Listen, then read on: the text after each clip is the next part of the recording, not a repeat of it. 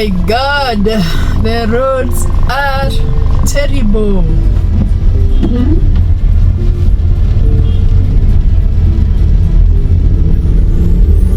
You guys, are you surviving on these roads?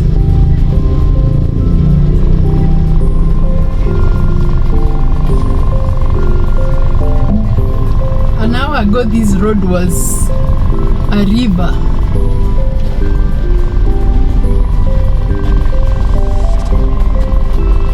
But thank God the drainage is taking away most of the water,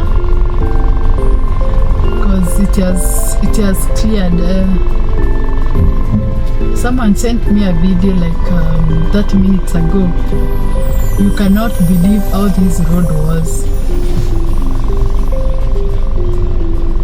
Oh my God. This road gets flooded, super flooded. The whole of it, because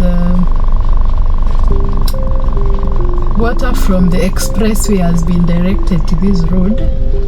So when it rains, there's a lot of storm water coming through, and the drainage cannot hold it.